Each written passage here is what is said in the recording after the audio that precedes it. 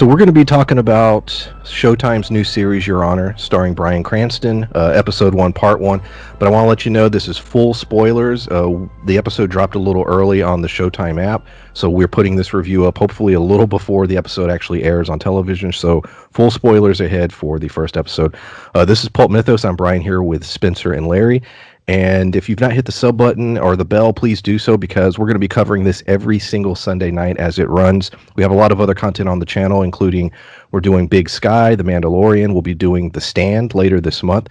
A lot of plans for 2021. Also, hit that thumbs up and leave a comment. That really helps with the algorithm pushing the video. YouTube's a bit of a pain in the ass right now. That really helps if you do that. And yeah, let's go into it. So like I said, full spoilers ahead.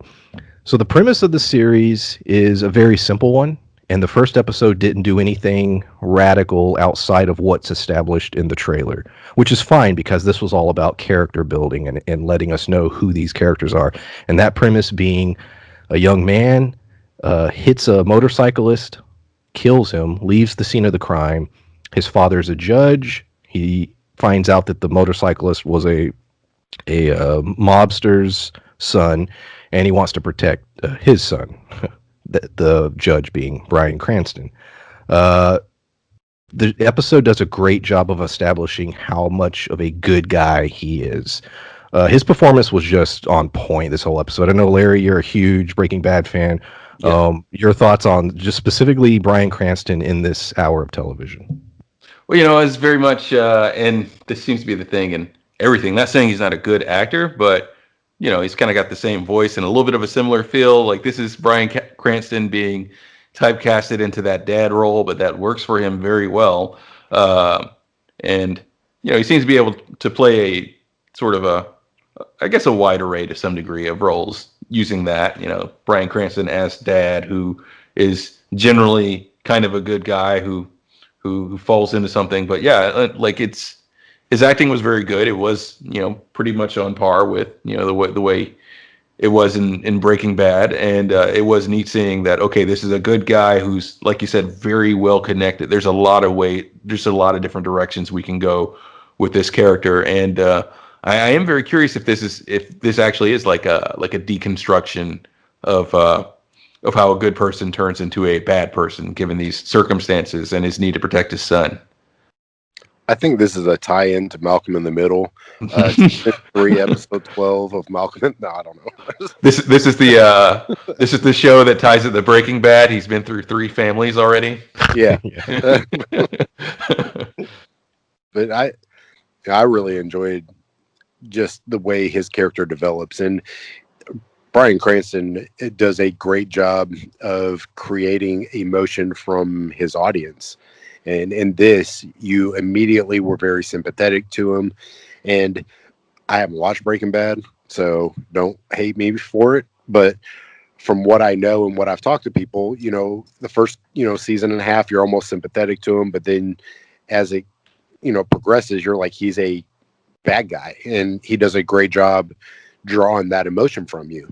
So I think this is just an extension of that acting ability. He is drawing that compassion, the fearfulness, the worrying about his kid, all those feelings you get when he's speaking, when he's doing anything. You can feel, like you said, he's a good guy, but he's in a tight spot and he's trying to figure it out. Well, yeah, and absolutely, but I feel like this one, more than anything, that they've established at the beginning here, like Brian said, that unlike Walter White, where it's maybe a person who internally is at least a little bad, this feels like someone who genuinely cares about the community at large and is overall a good person, and perhaps became a judge for good reasons, to help people.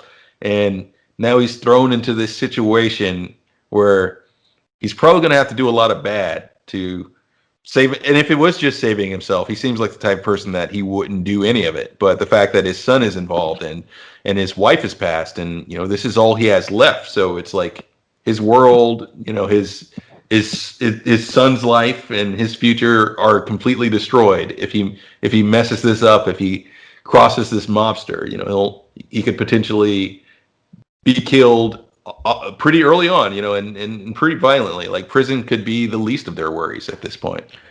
I'm gonna jump a little ahead of where I was gonna go, and let's go into the courtroom scene because let's stay on him real quick. There's a scene early on where he's jogging, and at first I thought it was just establishing. He goes to the graveyard. I'm assuming that that's associated with his wife. Doesn't outright say it. We know this is the anniversary of her death. The show leaves it a mystery as to exactly what happened to her. There's a scene where he's running up and that trolley's coming, and he just gets out of the way just in time, and that just seems like somebody who's in a bad place. Yeah, in a bad place in their life. Just the way that was done, I was like, ooh. But then he goes to this house, and he stands up on the porch, and he looks in, and a young man comes to him and is like, "Who are you? Are you the police?" And we don't know what that means, and I was very confused as to what exactly was taking place, and then we get the reveal later that the revelation that Cranston, in fact, Michael is the character's name. He is a judge, and he was going to check out the scene of a crime in which a cop had written a statement, and he was going to confirm whether or not that statement could be accurate. And he comes to the conclusion that the cop is full of shit. And this is beautiful scene. If you're into courtroom dramas, it's a great scene, spotlighting, just him being on display as a good actor, but also showing what kind of man he is, that he is going out of his way to help this family. He could have just written this off, said he didn't care, and yes, send her to jail. But no, he legitimately cares. And it's a great way to establish, the good man, and that to me is what the point of that scene was. Following that scene, a character named Charlie approaches him, who we find out is running for mayor, and we find out these two have a close relationship. And so, Cranston's character is a guy who is well positioned, respected in the community, is friends with the potential future mayor, and wasn't he a senator? That's in The Wire. Yes. Was he in The Wire too? Yes, he was. Oh. And he's an amazing villain in The Wire. So yes, but so anyways, I'm going into all the establishing that Michael is a good guy. Thoughts on all of those scenes? This was the only part that I had a question about, and this is not a negative thing. To me, as a judge, using Uber or Lyft or Lyft or any of those like public transit type things would terrify the shit out of me, because that he sent a couple not good people to jail. Like, it's knowing him being a judge, to me that was the only part I was like, ooh, I don't know that I would do that. But I think that goes back to him being a good guy. I think that when he sends people to jail, or when he sends people not to jail, he gives an explanation. He doesn't just rule and be like, nope, guilty. He gives an explanation as to why he's doing stuff, which, regardless of whether you agree with the explanation or not, you at least know where he's coming from. So I don't think that he would probably get as much backlash, but I was like, oh my God.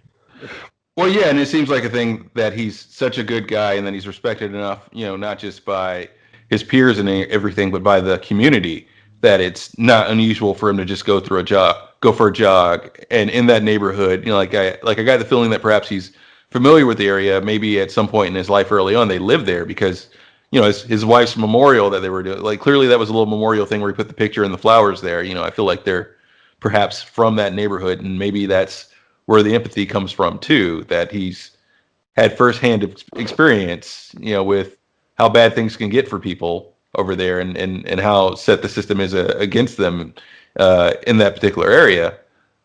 So it may be, empathy because he's, seen these things firsthand, because he knows how the police operate, but he's probably, like you said, seemingly such a good judge that the average person he encounter wouldn't be any trouble for him.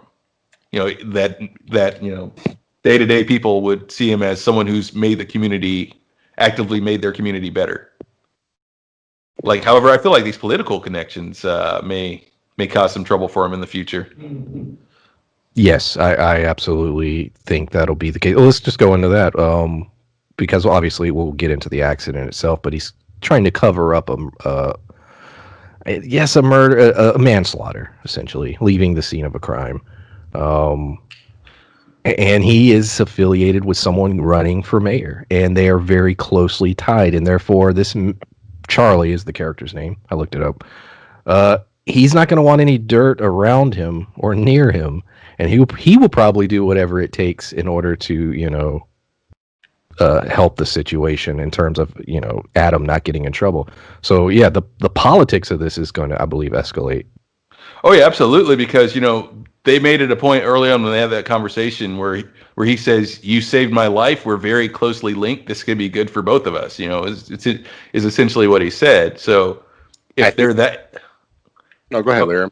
okay, cool. If they're that closely linked, then it could be the sort of thing where if anything that's good for him makes Charlie look good, then anything that's bad for him probably also looks real bad for Charlie.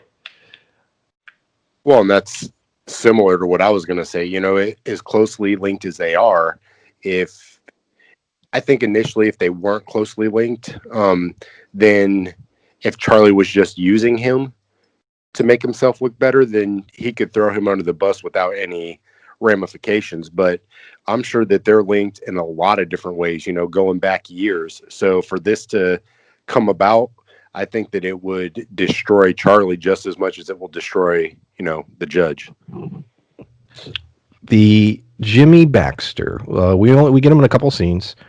It's established at the beginning. It's a nice little scene. Those of you who are returning from The Undoing, it reminded me a little bit of the opening of The Undoing, and that we have this happy family, and they're cracking jokes, and they're getting, having breakfast, and his son Rocco, he gifts him this, nice motorcycle, and it's just a nice little happy moment. The family's happy and everything's great. It isn't till later that it's revealed that he runs. Jimmy Baxter, in fact, runs a criminal organization, and the specific language used is a very, I think, cruel, or not just dangerous, but like cruel, like saying that he's associated with really bad things. Yeah, he said he was the cruelest mobster in Yeah. in their town. That So they've seen, and isn't it New Orleans? Because they're in New Orleans, yes. Yeah, I knew it was Louisiana, but I'm assuming New Orleans because Baton Rouge is the capital, but it's not that big.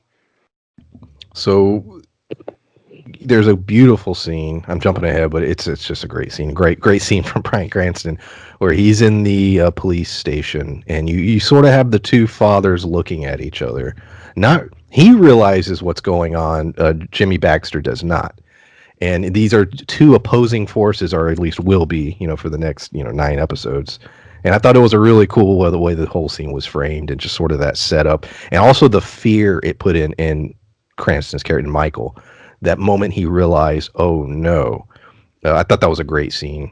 I thought it was a great scene too. I just wanted to bring up the fact that they're mobsters, but their names are Jimmy and Rocco. Jesus Christ! But I think that, like you said, Brian, to me that adds to the character of Jimmy Baxter. Immediately for them to just say he's the worst or he's the cruelest, to strike that much fear in a judge just by making eye contact, to me sets it up even more that he is a bad feared man. And even when he came on TV, when they showed the little interview with the dad and the mom, he's like, you know what? We will find you. And I was like, oh no. It reminded me of a mob movie. It reminded me of that kind of presence that struck fear. And then there's a couple more scenes where it just kind of established that even more. And so I am looking forward to seeing why he's the person he is. Also, when he went back to the scene of the crime, Jimmy and I don't remember the wife's name. I don't know that they mentioned it. I don't. I think it's. I had seen the name. I want to say it's like Gina or something, but yeah, I don't think they say it. But they, when they went back to the scene of the accident, his bodyguard picked up the inhaler. Yes. So, is outside of the police investigation, is he picked it up and it was evidence that he took. So the police aren't going to have that bit of evidence, but Jimmy's people are. So that's to me, we've established there's going to be multiple groups of people and multiple lines of story. But to me, that's the one that interests me the most is what is Jimmy's people going to do?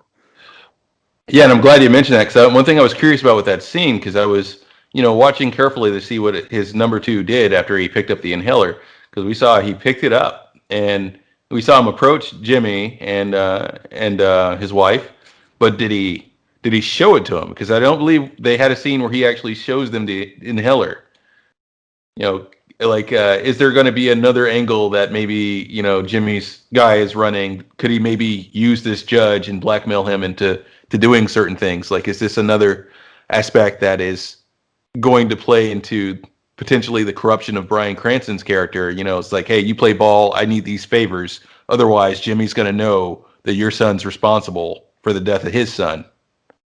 Well, to me, it would be DNA because a lot of the boxes inhalers come in have the prescription label on it, but the inhaler itself normally doesn't have the prescription label. So to me, outside of processing DNA, there'd be no way for that to happen. So now what I was thinking while I'm watching that scene is that is Jimmy's crew linked to the FBI? Are they going to be able to test the DNA somehow, kind of off the books? Because unless there's a prescription label on there that says, well, judges, based solely on the trailer, the fact that this is a high profile death and there's questions behind it, it appears that I think the feds will be involved just because they're going to be, because I think it's questioned in the trailer, is this a hit? Was this a hit? And so there's definitely going to be a lot more heat. Well, I think on this whole case. I think what Spencer's saying also is it a matter of them turning it over to the feds, or does Jimmy's crew have any way to, sort of process this, or do they have a guy on the inside that could maybe, run some forensics on it and get the information for them? Are they perhaps trying to, beat the police to getting to the evidence and finding out who this is? I'm thinking. Jimmy's clearly got his own form of justice. Yeah. Yeah, they want to get a hold of him first so that they can kill them and not, worry about it. Right. The accident itself. This is all. Well, Adam is the character. That's his name. We know he has a girlfriend. He has a dog that he cares about and he gives medicine to. We know his mother is deceased. We don't know the exact circumstances, but we have an idea of where it happened. He takes this picture and some flowers to leave there as a memorial, and this is where things go bad for Adam. He gets afraid. A bunch of guys come towards him. He jumps in his car. He starts panicking. He has asthma. We were mentioning the inhaler. He takes off, and a vehicle starts to follow him. And then he's, panicking. He's not looking, and he slams right into that motorcycle. This is one of the most gruesome. This scene was so brutal. I mean, they did not hold back, and very gory, very graphic, bloody, carnage. He does try to help. And speaking, you mentioned DNA. I mean, my God, his DNA would be all over Rocco. Yeah, he did mouth to mouth on him. He touched him. There's a lot of physical potential DNA that'll be involved in this. So yeah, I'm very curious to what's going to happen with that. He almost dies himself because he's having an attack and he doesn't have his inhaler. Finally gets his inhaler. His mind gets cleared. He panics and he runs. He's horrible at everything. His attempt at getting rid of evidence is terrible. He screws up the washing machine. I mean, it's a big mess.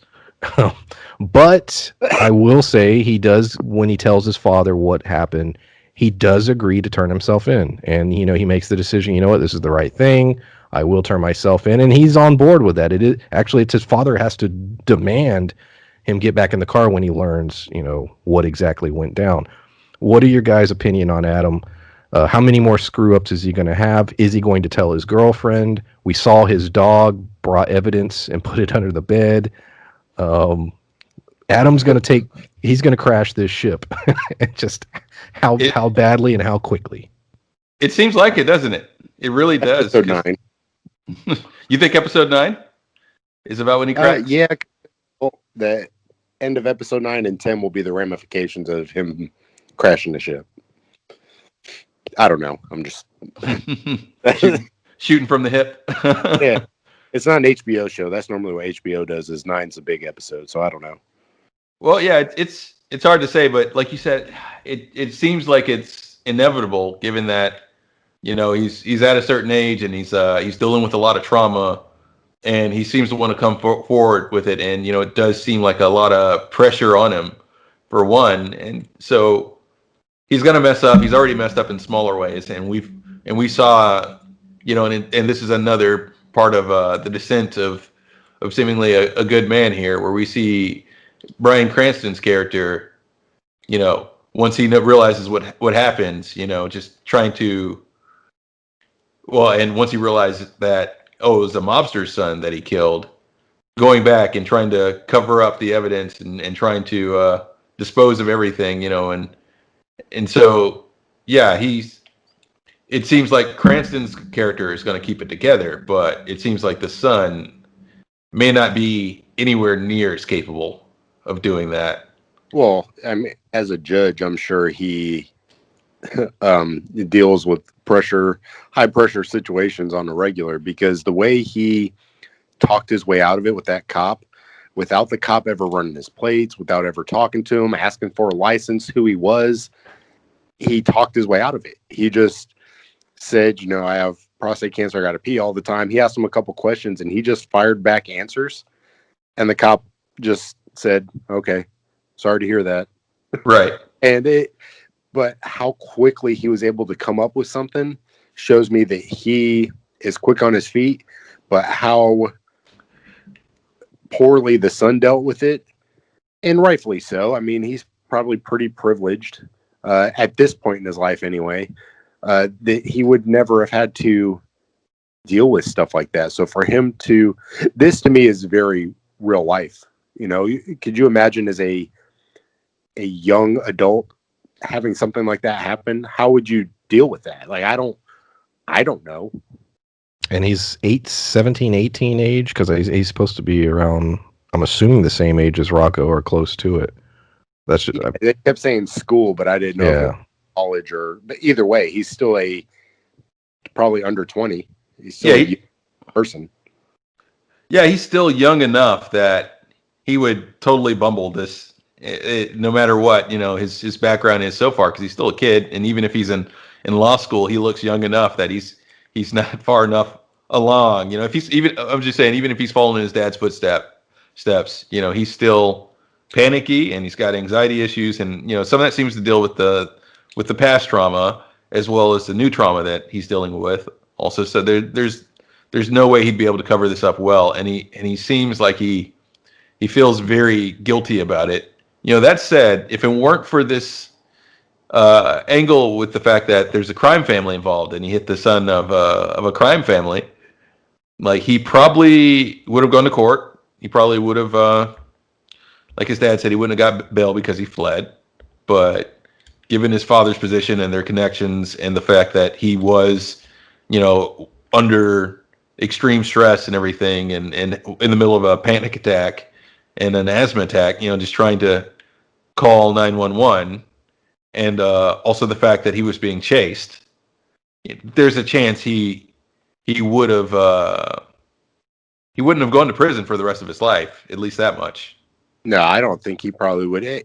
To me, just based on what the judge was saying and what a good lawyer probably could have said, it doesn't seem like he would have done any time. And if he's 17, as long as he wasn't charged with murder or tried as an adult, because of the situation and how he handled it, to me, that shows that he's not ready to handle shit like an adult.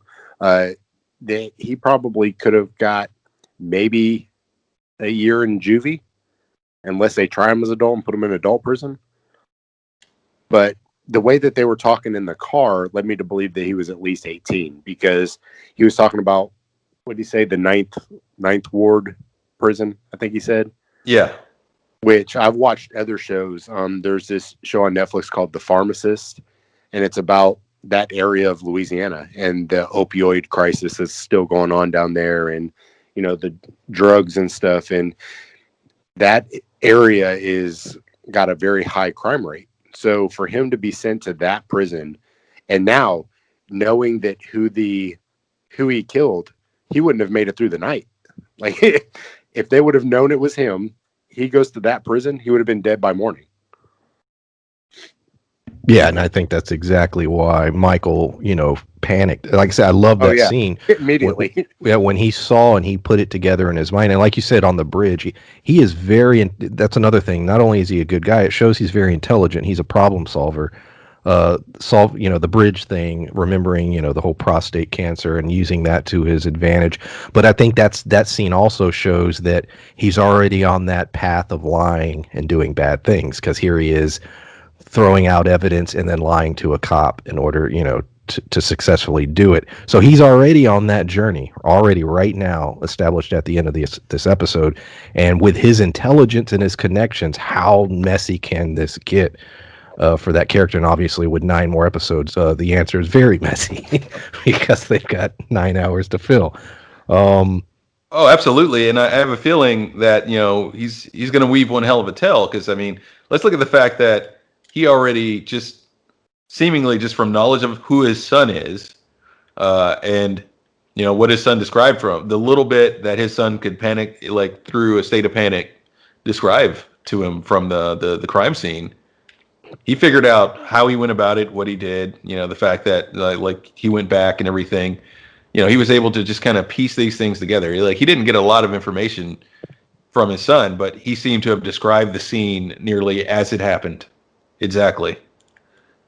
So I imagine he's going to like he'll probably try to throw them off the trail of his kid. He'll probably, there's a chance, like well, I don't know, given the area it happened in and the fact that we have 2 different gangs involved, I feel like someone else will get blamed for this. And my question is, Bryan Cranston, as who he is, how does he respond? Does he just let that happen? Does he feed into that narrative? Does he let a gang war start because of something his kid did? Because how innocent people will end up dying? How many? Because that area, we've seen in the preview, what I'm assuming is the leader of that gang. She talks about going to war or whatever.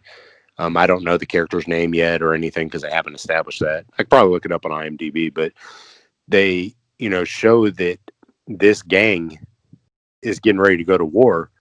So is Bryan Cranston, like you said, going to let that happen?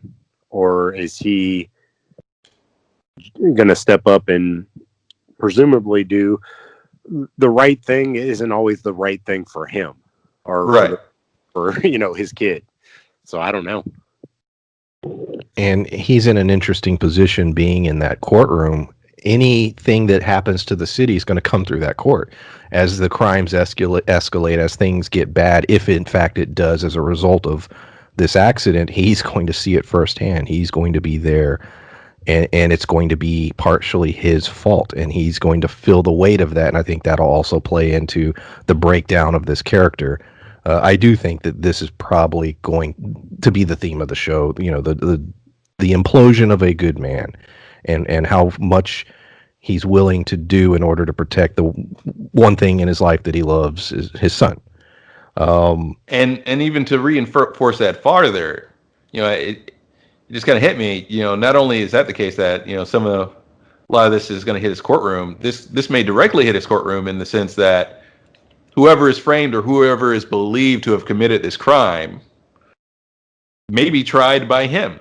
Even that's a possibility. Damn, that's a good theory. Yeah, shit.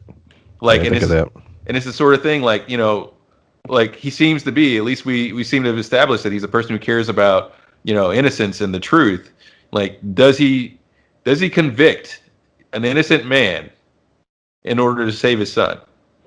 I don't know. That wouldn't be on him, though. I imagine that a murder trial would be a jury. It wouldn't solely be on him, but he would also have to remain impartial, and it already showed that he can't.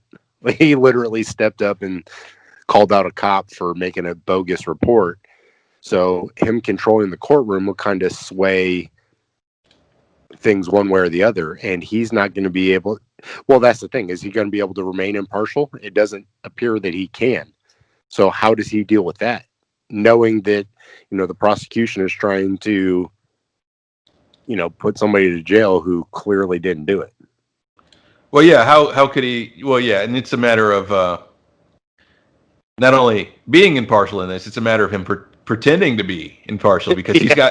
he's got stakes in this now. This is him like maybe feeling horrible because he's genuinely a good person. He genuinely wants to look out for this community, and yet he's condemning someone that he absolutely knows is innocent with his silence.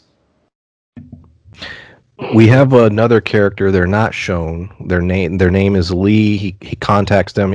I'm assuming a detective. It's someone that he knows that he's going to have sort of help his son as he's turning him in. He ignores the call when the call comes back to him. That person is at some point going to be like, "Why did you call me? And what's going on?" And I'm curious to how that's all going to play. Not just that particular character, but he's going to now have to play this game where he has to pretend he doesn't know what's happening. And all the people around him, because if this thing does in fact escalate to some kind of gang warfare, you're going to have his friend running for mayor, you're going to have the police, everyone around him dealing with this, and he knows exactly what happened, and he's going to have to keep it a secret. Yeah, how do you think that's going to escalate? You can talk about Charlie as well, who's running for mayor, just in terms of his world closing in on him. I think the detective was that guy who was walking forward, because there was the black gentleman who was at the front counter trying to ask him what he needed, and then you saw somebody walking down the hallway. He wasn't in focus though, so they still didn't show him necessarily, but it showed a gentleman walking up and he said, "Hey, Mike," and then he turned around and walked out. So I think that was detective knew he was coming, knew he was going to be there, and he called right after that. So I think that's who it was. It could have been coincidental. It could be just a random detective or something walking up. I don't know. But I do think that, like you said, that I think the biggest variable isn't going to be necessarily the Lee detective unless he's on that case, which he could be. That to me would make a bigger impression one way or the other, because if he's on that case and he starts to look into it and he starts to see the Volvo, that station wagon, he's like, "Wow, that looks familiar." And then the height of the kid that's videotaped at the gas station. There's a lot of things that would maybe have that detective come into question of Michael and Adam. But Charlie too. Charlie might start to get a little questionable when he starts hearing about the case. Because he'll know about Jimmy Baxter. If he's the mayor, I'm sure he knows who Jimmy Baxter is, and I'm sure he's at least been in contact with somebody from his organization. So that to me is a big question mark too. How is Jimmy Baxter going to influence the mayor, and how is the detective? Is he going to be the one assigned to the case, and is he going to start figuring shit out? I have a feeling it'll be the case where he may not even be assigned to it, but he's so tied to it now, given the multiple calls he's gotten, given the fact that, he had, Bryan Cranston called him with a sense of urgency, told whoever picked up the phone that he needs to get to him right away. He'll probably, since they're seemingly close, he may show up at his house. He'll probably see a few clues there. He'll probably see potentially the bloody cloth that the dog found. He may find the inhaler on I can't remember the name of the gangster right now, on his number two, on that guy's person. He may notice the inhaler. Heck, he could even, while piecing this together and seeing all these things just on a hunch, while he was at the house, having noticed that the cell phone was cracked, find a piece of glass at the crime scene, pick it up, notice it's the same shape of glass that's missing from that cell phone, and piece this thing together. So the fact that he's just kind of left this loose thread dangling with this detective and didn't tell him and didn't make up any sort of excuse. That may be the thing that bites him in the end. Well, I think there's a lot of things too. Adam's injuries, like Yeah. he clearly is fucked up. So he had his seatbelt on. He just barely got it on, and then he took it off right before the accident because remember he was trying to reach for the inhaler, he couldn't reach it. So he smacked his collarbone and everything else on the steering wheel when he had impact. So is his shoulder fucked up? Is it just his wrist? Because he couldn't. It hurt him to put a shirt on. So is he going to eventually get that looked at? Because he goes to a hospital, they're going to be like, well, what the hell happened to you? So now he's got to lie again. So that to me is the thing, is that there's so many loose ends that have to be tied up to kind of keep him from going to jail. And I don't know how the fuck they're going to be able to do that. It's a lot of a lot of little things left out there that could fuck him over pretty bad. Oh, there's so much. There's so many angles. I like the fact that he mentions it earlier, that we'll watch Shawshank, and the ending is them watching Shawshank Redemption, and the piece where Andy's playing the music and all the prisoners feel free for that moment. Great scene, great movie. But it plays over when Jimmy Baxter and his wife are at the scene of their son's death, and you're right. One of his guys finds the inhaler. It was a nice little scene. The music was nice. Sort of this film and this particular scene that represents freedom. And here, Adam and his father Michael are sitting on the couch free. But we all know that that's I doubt it's going to have as happy an ending as the Shawshank Redemption. But I was going to say that. Remember what he was saying when he was in his little, I don't know, it's like beach house type thing, but his kid's room or whatever. He was telling him that when he went into shock, he let him lay his head on his lap, and they watched Shawshank, and he kind of drifted off, but he didn't want him to wake up, if I remember correctly. So I think that was showing both ends of the spectrum. The fact that he was in shock again while they were watching Shawshank, and also showing the mom being in shock. So I think it was kind of tying the two situations together, where it was the mom's death and the Rocco's death, and how it's affecting both families. That's a good point. And also, if depending on how close they are with this detective, if this is a person that sees them regularly and is aware of his son's trauma and everything, the fact that those traumas are backed and he's acting much in the same way, if this detective is a close family friend, then they're going to notice this. They're going to notice that he seems even more traumatized than he was previously, that maybe it seemed like he was starting to adjust, but now he's worse than ever. Well, I think go ahead. Unfortunately, it's good timing though, because this is right around the anniversary. The anniversary, yeah. That's true. He seems very distant or anything like that. His girlfriend is the one that's Adam's not gonna be act. Yeah. Well, I don't see Adam, based on what we learned about him in this episode. I don't see Adam being able to go about business as usual. And if anyone's going to notice, it's going to be her. And so is he going to? I think he's going to tell her, and that's going to be where it's going to go bad. But yeah, how do you think she's going to play into this? Do you think he will tell her? Yes. Yeah. I don't disagree at all. I think that he is going to tell her, but I don't think he's going to tell her right away. I think that it's her going to be pressing the issue like a lot. And I think that eventually he's going to crack and be like, just tell her what happened. But I think that that's going to not be right away, that she's going to pick up on him being super distant, and she's going to have the same assumption I just said. I'm sorry that it's everything with your mom. I know that you're having a hard time, but when it continues to be a hard time, she's going to be able to pick up, be like, hey, this isn't normal. What's going on? And he's going to eventually, I think, tell her.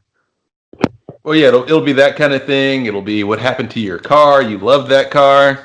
It'll be stuff like that. It's just like he'll have to make up so many lies, and he doesn't seem like he's the type of person that's a good liar. So, it'll probably catch up with him, and he'll probably tell her just to maintain the relationship, because they'll probably be drifting apart a little just because of all the secrets he's got to keep.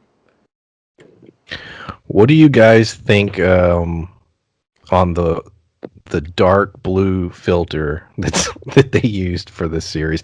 I think aesthetically it's fine. It doesn't bother me at all. I know some people have issues with this particular look.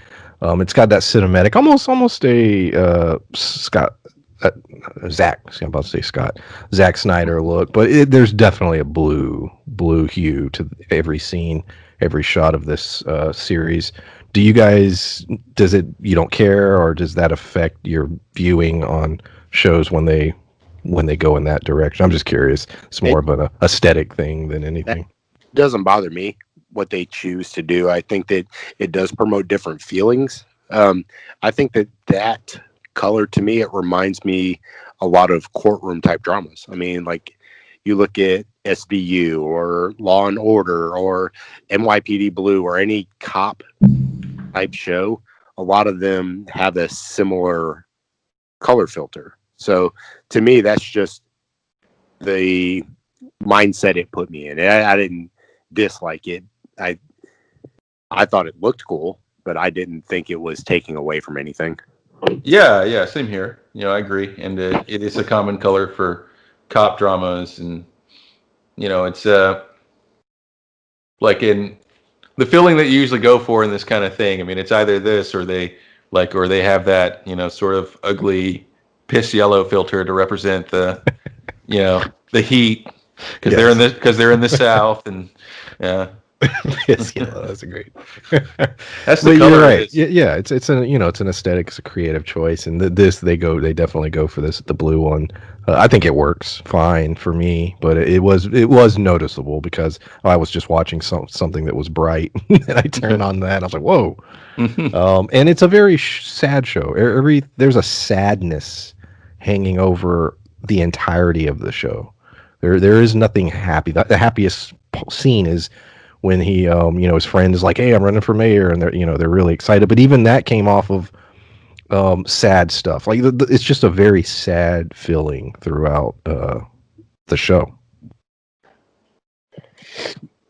Well, yeah, agreed. And it's like you said, the happiest moments we had were early on, and before anything happened, and it was from characters whom we're about to see the darkest side of, who are known for being bad people also. Like we saw Jimmy and his family have their little moment and everything, and we only really got good from him in this episode. We don't get the usual that you get with the mobster character where you see all the dirt he's up to. We didn't really get a look at that yet.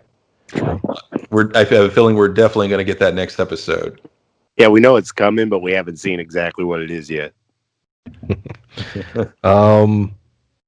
That's about all I have to say. We went through basically, I think, every part of the episode. We jumped around a lot, but that's just sort of our style. Is there anything else you guys want to talk about with this episode? Well, I will talk about some things from the trailer for next episode. I mean, unless there's something else anyone wants to talk about from this episode still. I didn't see the trailer. I didn't either, so you can describe it. Go ahead. Oh, y'all didn't see the trailer for next episode? No, I just finished watching it like right before we started recording. So. Okay. Well, make sure. Oh, well, yeah. You two definitely need to check that out because the detective we're talking about. There's a point where Bryan Cranston he does talk to his political connection, Charlie, who's running for mayor, and he tells him that the car needs to disappear. And we go to a scene where he's at a garage and he meets up with a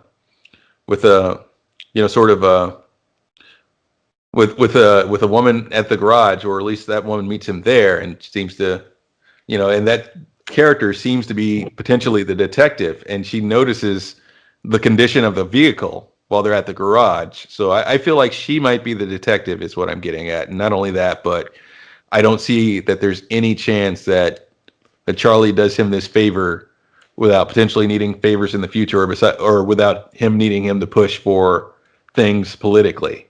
I very much like the dude from The Wire. Yes, if that is if in fact that's how it plays out, yes, very very similar. We also got we also got a scene in court where it's one of the characters from the neighborhood. I think one of the people that scared Bryan Cranston's son out of the neighborhood. We see him in a jumpsuit and he's in court, and it appears that he's standing trial for this murder potentially. Like they're trying him, and Cranston has a line about potentially putting one person away, one innocent person away, in order to stop a lot of bad things from happening.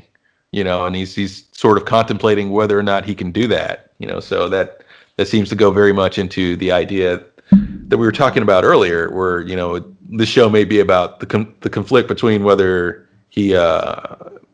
or not he can do that. But on the other hand, there's also a funeral, and it is definitely not the funeral for the son of the mobster. It's a funeral for somebody in that neighborhood. So I got a feeling things really escalate next episode. Now, I have one question. Was the trailer just for one single episode, or was it this like a season trailer? Or are you not sure? It's hard to tell. That may have been a season trailer. That's a good point. And only because a lot of times they'll do that at the end of a first episode. Usually just first, and they'll give a season. Or I mean, it could be the first episode. These are full hour-long episodes, so there's a lot of time to fill. I would definitely check it out when we get off. Yeah, it's worth checking out. And I don't know. I guess that really depends on how slow a burn this is going to be. If we're getting all that next episode, we're going at a pretty fast pace. Not necessarily breakneck, but it is going pretty fast, because I could see, like, given the fact that a mob boss's son was killed, things could pop off next episode.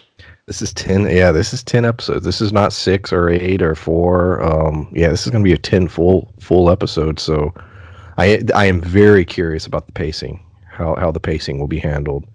Because the first episode I thought was fine. Everything's established. We're digging into who these characters are.